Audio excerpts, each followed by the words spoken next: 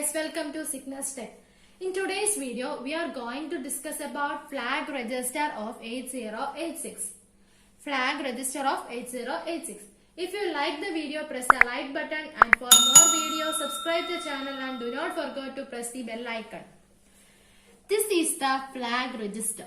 It is a 16-bit register and it behaves like a flip-flop.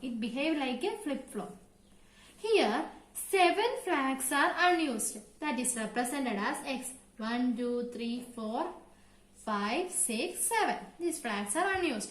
The other 9 flags usually used. In which 3 flags are control flags and 6 flags are status or conditional flags.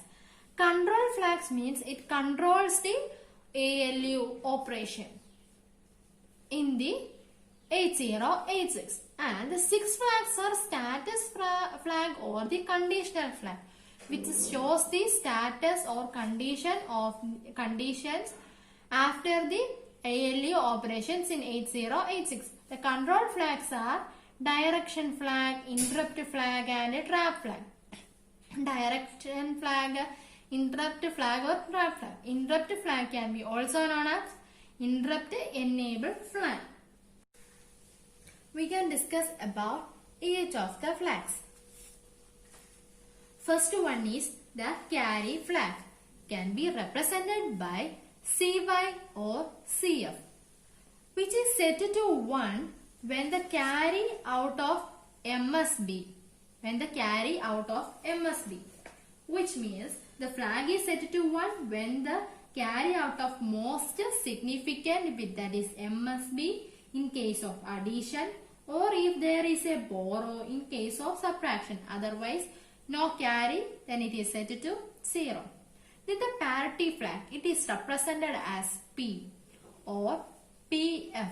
It is represented as P or PF.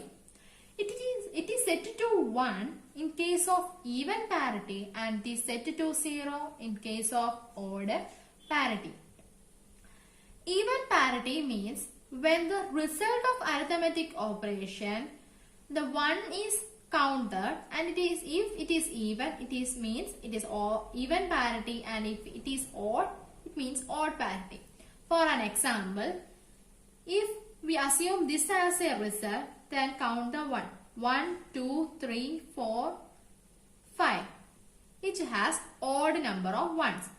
It is a odd parity. It is set to 0 in the parity flag in case of this kind of result having odd parity. And counting this 1, 2, 3, 4, it has 4 ones. Then we can set it to 1 as the even parity if we have even number of ones in the result. Then coming to the auxiliary carry flag. Is can be represented as AC or AF. It is set to 1 when the carry from the lower nimble to the upper nimble. There is a carry from the lower nimble to upper nimble, which means 1, 0, 1, 0, 1, 0, 1, 0. This is a number, and if 8-bit number, and if there is a carry from the 4th position to the 5th position, that is from the lower nimble to the upper nimble, as a carry, then it is set to 1, otherwise it is set to 0. In case of 16-bit number, if there is a carry from the 8th bit position to the 9th bit position, then the auxiliary carry flag is set as 1, otherwise it is set to 0. 0 flag, that is Z or ZF. It is set to 1 when the result of computation is 0 and is set to 0 when the result of computation is 1. It's about the 0 flag. Then sign flag. It is represented as S or SF.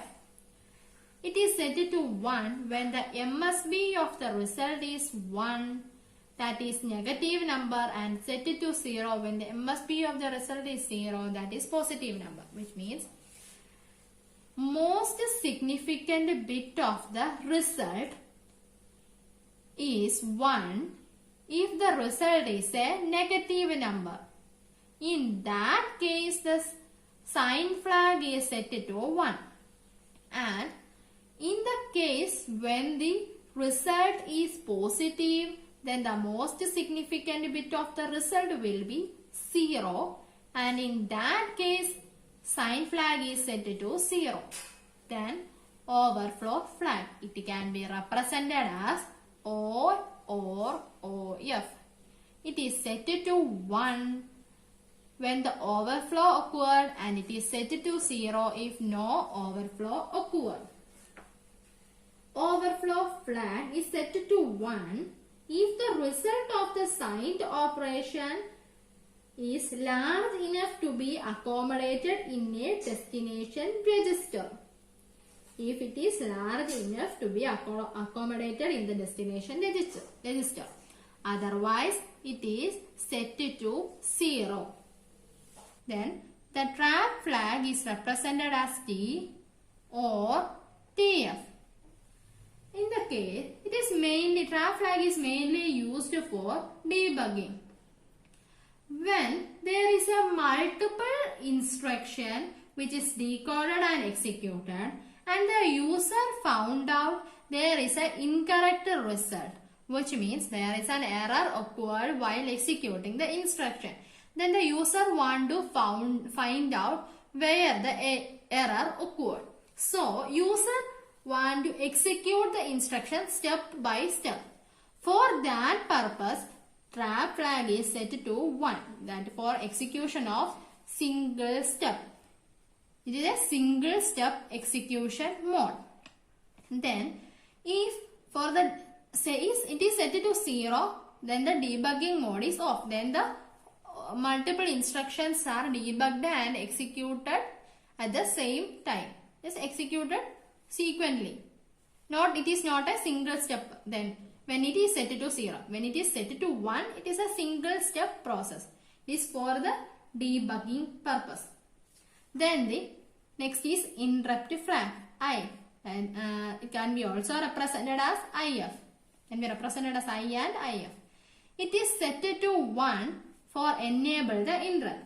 That is, it is set to 1. The maskable interrupts are recognized by the CPU. It is also known as interrupt enable flag. It is set to 0.